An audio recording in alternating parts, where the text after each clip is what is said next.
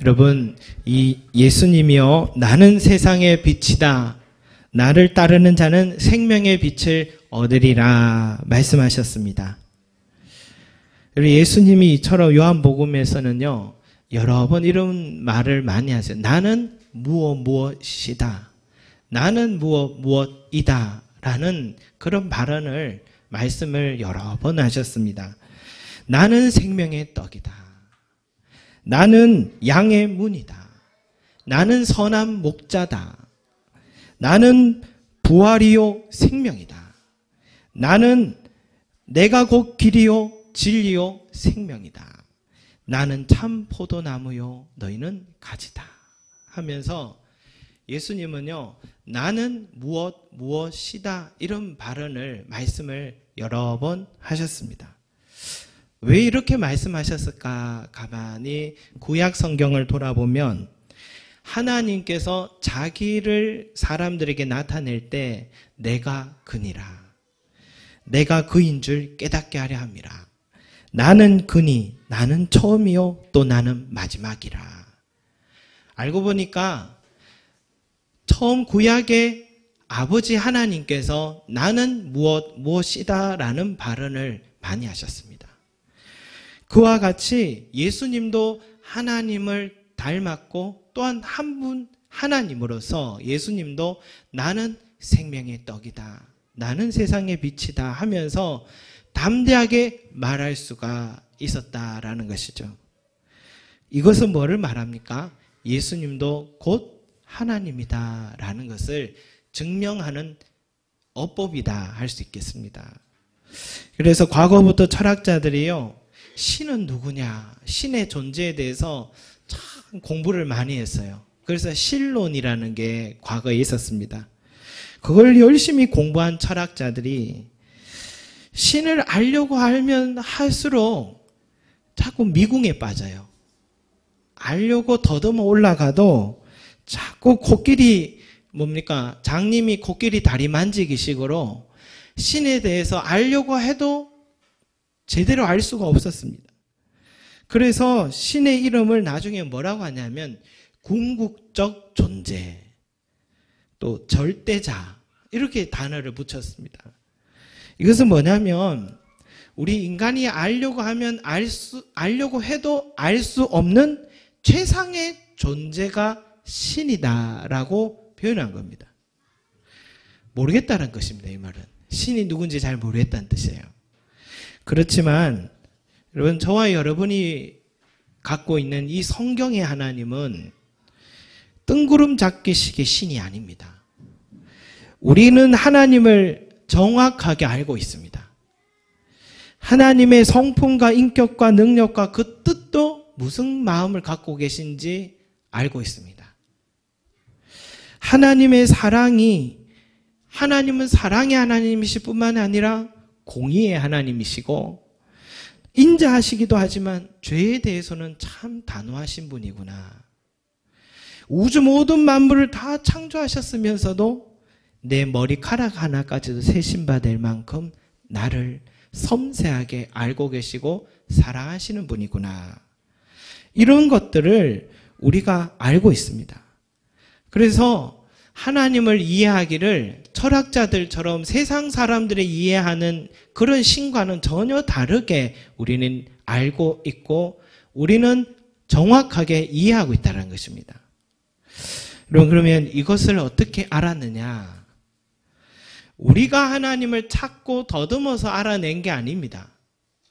우리가 하나님을 이렇게 알게 된 것은 하나님이 우리에게 다가와 주셔서 자기 자신을 우리에게 알려주셨기 때문에 우리가 하나님을 알게 된 거예요. 이것이 하나님을 자기 계시라고 합니다. 하나님이 자기 스스로 계시를 해줬기 때문에 알게 되는 거예요. 아브라함, 이삭, 야곱, 모세, 수많은 사람들에게 하나님 먼저 다가오셔서 자신을 알려주셨는데 특히 이 광야에서 양을 치던 모세에게 하나님이 다가오셔서 모세가 뭐라고 했냐면 당신이 누구십니까? 물으니까 하나님이 나는 내 조상의 하나님이니 아브라함의 하나님, 이삭의 하나님, 야곱의 하나님이라. 하면서 자신의 이름을 정확하게 알려주셨습니다. 그래서 하나님이 자기 계시하는 방법, 나는 무엇이다 하면서 우리에게 자신을 알려주신 거예요. 오늘 예수님께서 자신을 나는 생명의 빛이다 라고 말씀하신 것은 뭐냐? 아버지 하나님과 동등한 인격과 능력과 속성을 가진 존재로서 예수님 또한 삼위일체 하나님의 한 분으로서 자신을 지금 계시하고 계신 거예요. 그러니 바리새인들이요, 내가 너를 위하여 증언하니 내 증언은 참되지 않다. 어떻게 이 말이에요? 너가 어떻게 너 자신을 하나님이라고 말할 수 있느냐? 그걸 증명할 증언자가 있으면 나와보라고 해라 하니까 그렇게 말을 한 거예요. 그런데 맞죠? 어떻게 스스로가 자기를 하나님이라 합니까? 자기를 하나님이라고 하는 사람은 미친 사람 아니면은 사이비 교주 아닙니까? 그런데 이 자기 자신을 스스로 내가 하나님이다라고 말하고 있을 때 어떻게 네가 하나님인 걸 증언할 사람을 보여봐라라고 한 그들의 이 바리새인들의 질문 말입니다. 그런데 이 질문 자체가 이미 틀린 거예요. 질문 자체에 논리적인 모순이 들어있는 거예요. 하나님은 자기 스스로만 자신을 증언할 수 있지 절대로 유한한 인간이 하나님의 존재를 증명할 수 없다라는 것입니다. 또한 예수님은 뭐라 하셨냐면 내가 나를 위하여 증언해도 내 증언이 참되다라고 하셨는데 이게 옳은 말이에요. 하나님은 스스로가 우리에게 알려주시지 않으면 우리는 알 수 없기 때문에 내가 나를 증언하여도 내 증언이 참되다 말은 옳은 말입니다. 예수님 말씀이 옳은 말씀이고 또 예수님 뭐라 하셨냐면 내가 나를 위하여 증언하는 자가 되고 또 나를 보내신 아버지도 나를 위하여 증언하셨느니라 라고 했거든요. 그러니까 예수님이 하나님이신 자신 스스로 증언했고 만약 유대인의 법대로 또 다른 증언자가 필요해도 사람이 아니라 하나님 아버지만 증언해 줘야 한다 이런 말이에요. 오히려 당신 스스로 증언하는 것이 옳지 않다. 또 다른 증언을 할 사람이 없느냐 했던 바리새인들의 말이 틀렸고 예수님이 정말 하나님이시라면 하나님이시기에 자기 스스로가 증언을 하는 것이 맞고 또 증언을 해줄 수 있다면 누군가가 오직 또 다른 하나님이 증언해 줘야지 그게 논리적으로 맞는 말이다라는 것입니다. 그래서 예수님이 자신을 나는 생명의 빛이다, 나는 생명의 떡이다 라고 말씀하신 것은 오직 하나님의 자기 계시로서 우리는 봐야 합니다.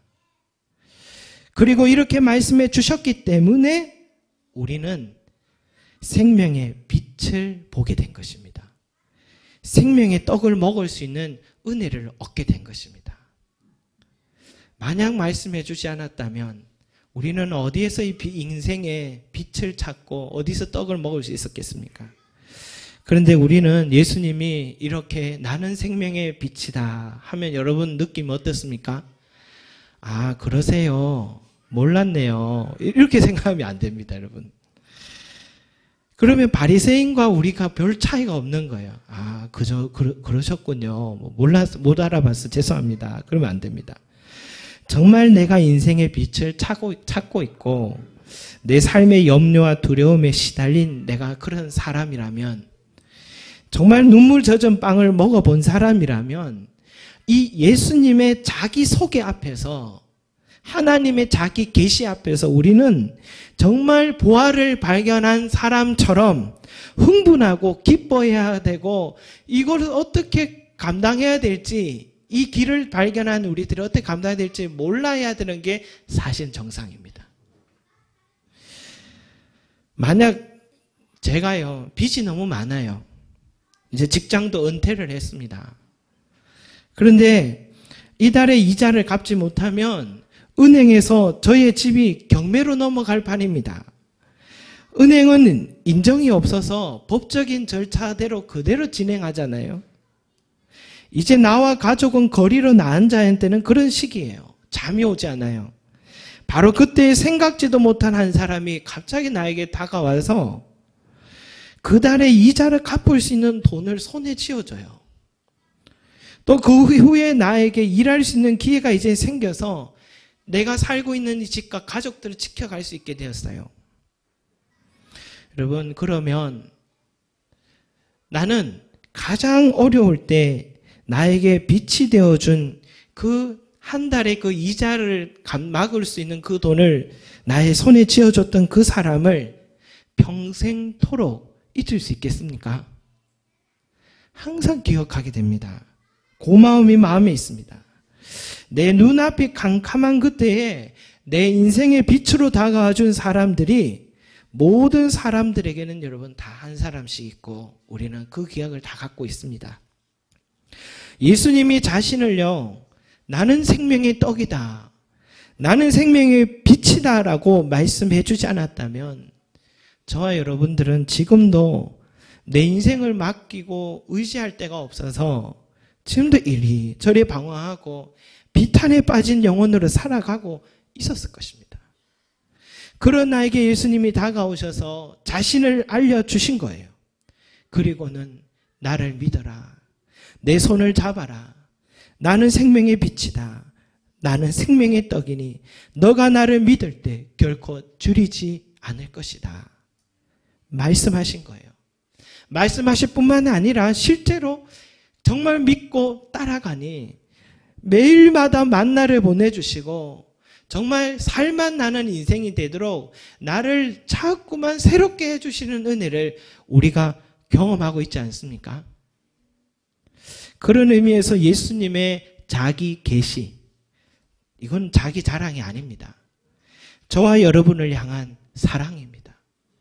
우리가 무지하기 때문에 우리가 스스로 내 인생의 길을 발견하지 못할 것을 아셨기 때문에 직접 다가오셔서 우리를 위해 빛이 되어주시고 길이 되어주신 것입니다.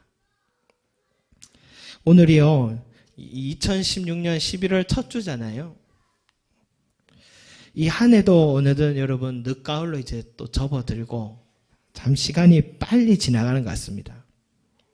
근데 이 설교를 준비하다가 저도 지난 삶에 빛으로 다가오시고 떡으로 다가오신 예수님이 어떤 분이셨을까 한번 돌아보면서 10년 전을 한번 생각해 봤습니다.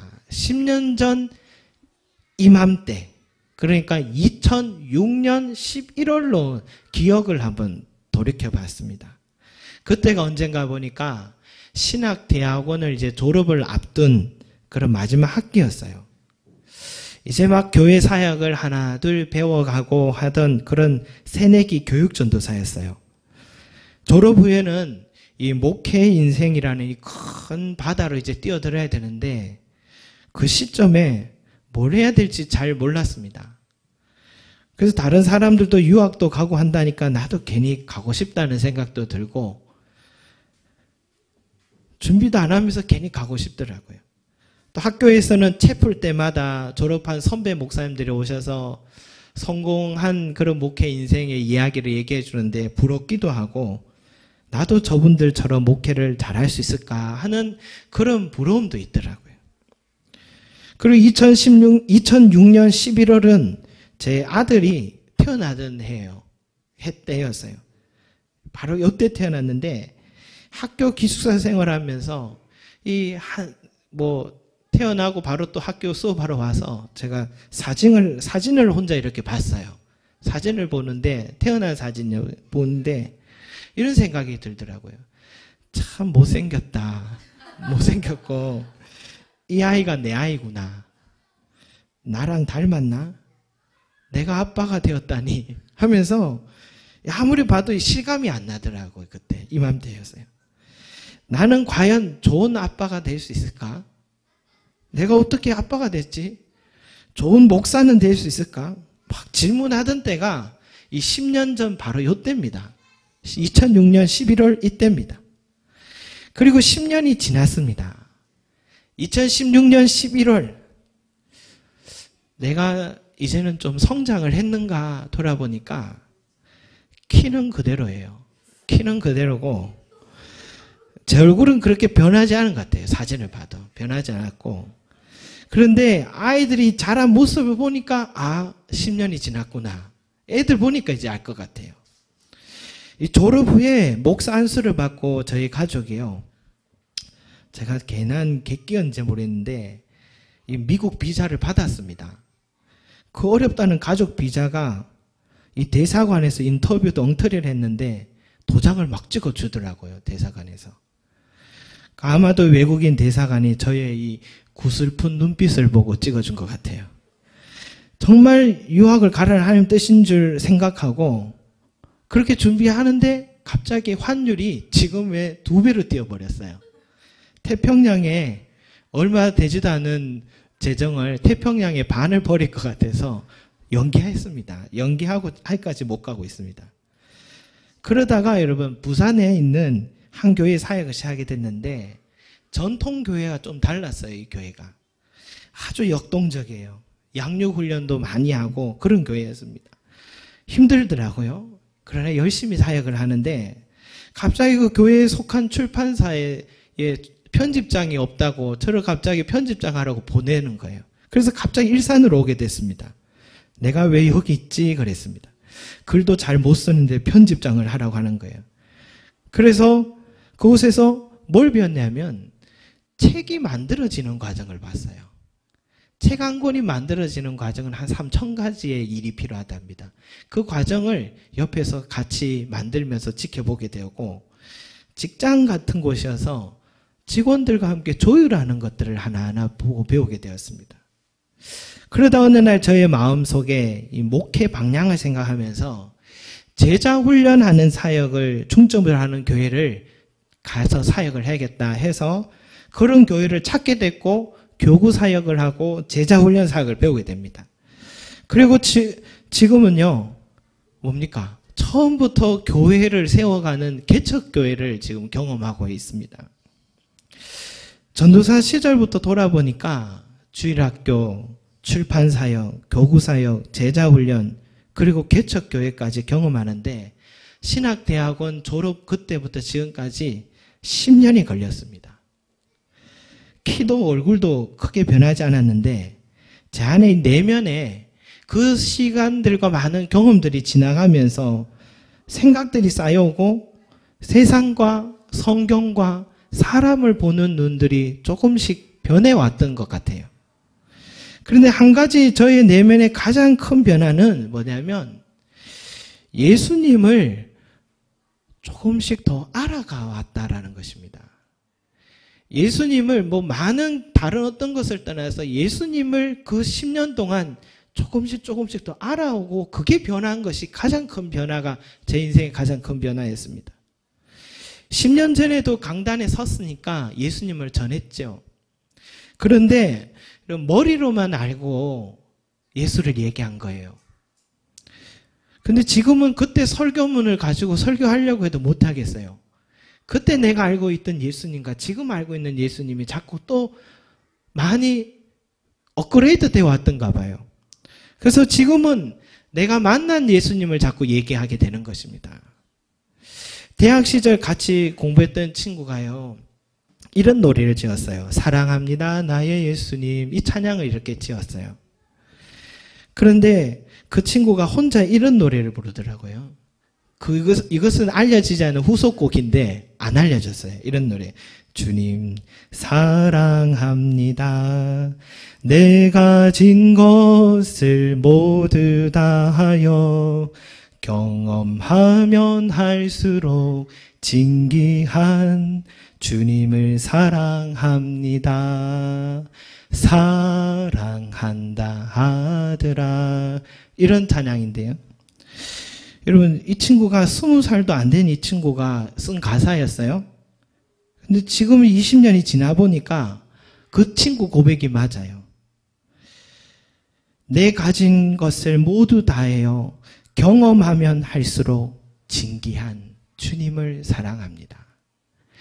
경험하면 할수록 진귀한, 살면 살수록 점점 더 주님의 사랑이 너무나도 신비롭고 너무나도 커서 진귀하다라고 표현했던 이 말.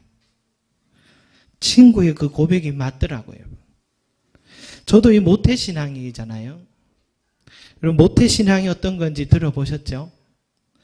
뭘 시키면 이것도 못해, 저것도 못해. 아무것도 못하는 게 모태신앙이라잖아요.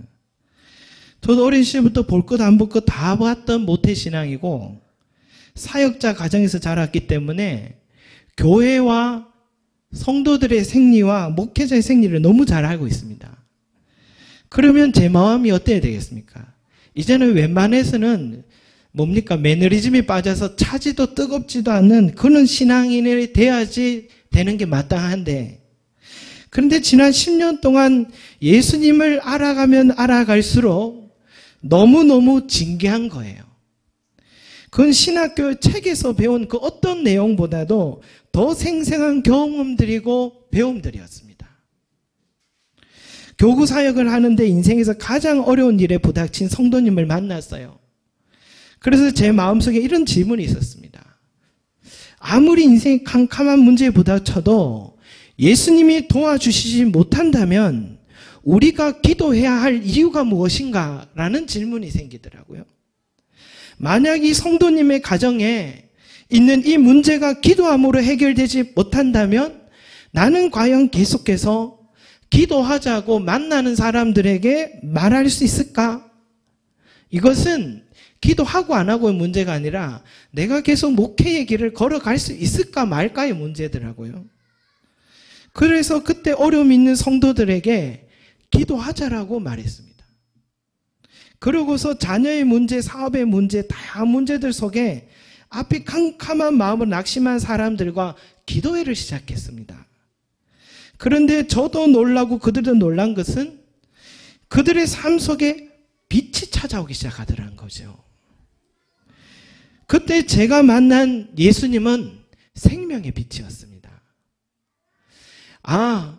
아무리 캄캄한 인생이어도 동서남북이 다 막혀고 진짜 이제는 다른 사람 세상사 같으면 목숨을 스스로 끊고 싶은 그 순간이라 할지라도 예수님께 붙들고 기도하는 사람은 반드시 빛으로 다가오시는구나, 이걸 보게 되었습니다. 그래서 여러분, 계속 목회해도 되겠구나 결정하게 된 거예요. 생명의 빛이 되신 예수님을 소개하고 옆에서 그 예수님을 의지하도록 돕기만 하면 되는 거구나, 이게 목회구나, 그걸 깨달았습니다. 걸어가면서 여러 가지 어려움들이 있었지만 위기 때마다 반전을 이루고 내 손을 잡아주시고 하나님이 기뻐하지 않은 일을 해도 하나님이 나를 사랑하셔서 기다려주시고 곁길로 갈 것 같다 싶으면 지팡이로 톡톡 치면서 다시 돌아오게 하시는 나는 선한 목자라 하신 예수님의 말씀이 맞습니다. 은밀한 중에 보시는 하나님께 기도하라고 해서 정말 그런지 기도해보면 깜짝 놀랄 만큼 일용할 양식을 채워주시는, 지금도 매일마다 나는 생명의 떡이라 예수님의 말씀이 맞더라고요. 요즘은 월요일 하루 쉬고요, 우리 교회가 화요일부터 주일까지 계속해서 성도님들과 함께 말씀과 기도 시간을 우리 교회를 갖고 있잖아요. 그래서 옛날 같으면 난 늘 술이야, 맨날 술이야 했던 내 인생이 이제는 뭡니까? 난 늘 교회야, 맨날 교회야. 전화만 오면 어딘데? 그러면 난 늘 교회야. 그렇게 얘기하는 거예요. 그렇게 변해가는 인생으로 우리가 살아가고 있어요. 이런 모습을 보면서 이 말씀이 떠올라요. 나는 포도나무요, 너희는 가지니. 항상 포도나무 대신 예수님을 가까이 하고 있으니까 성도들의 삶에 하나님의 은혜가 계속해서 임하는 모습을 보게 됩니다. 그 얼굴이 밝아지고, 얼굴이 밝아진다는 것은 마음의 평안이 임하고 있다는 것입니다. 마음의 평안은 누가 주냐? 예수님만 주십니다. 그리고 예수님이란 가지에, 포도나무 가지에 우리가 가지가 되어서, 나무에 가지가 되어서 접붙임만 되면, 늘 그 안에 거하기만 하면 내가 하는 모든 일들 가운데 형통하고 열매 맺게 해주시는 은혜가 있더란 것입니다. 사랑하는 성도 여러분, 이 생명의 빛으로 오신 예수님을 마음에 모시길 소망합니다. 인생의 어둡고 캄캄할 때마다 생명의 빛 되신 예수님을 부르시기 바랍니다. 그러면 빛으로 다가와서 나의 삶을 다시 밝혀주시고 계속해서 걸어갈 수 있도록 도와주실 것입니다.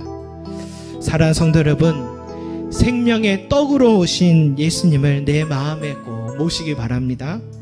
악한 자도 자식의 생선을 달라 하면 뱀을 줄 자가 없고, 떡을 달라 하는데 돌을 줄 부모가 없듯이 하물며 하늘에 계신 아버지께서 우리에게 좋은 것을 주시지 않겠느냐고 말씀하셨어요. 광야의 백성들이 먹을 것이 없고 그래서 배고프다고 부르짖으니 아침에는 만나로 저녁에는 메추라기를 보내서 고기를 먹을 수 있도록 40년 동안 가나안 땅에 소출을 얻는 그날 바로 전날까지 매일마다 광야에서 만나와 메추라기를 보내주셨습니다. 사랑하는 성도 여러분, 길이요 진리로서 다가온 예수님을 마음에 꼭 모시기 바랍니다. 여러분, 청와대까지 들어가서 일할 수 있는 영광 얼마나 큰 영광입니까? 그런데 잘못된 만남이, 잘못된 사람들 내 인생의 길을 물었더니 모든 것을 다 잃고 마는 그 모습을 우리가 지금 보잖아요.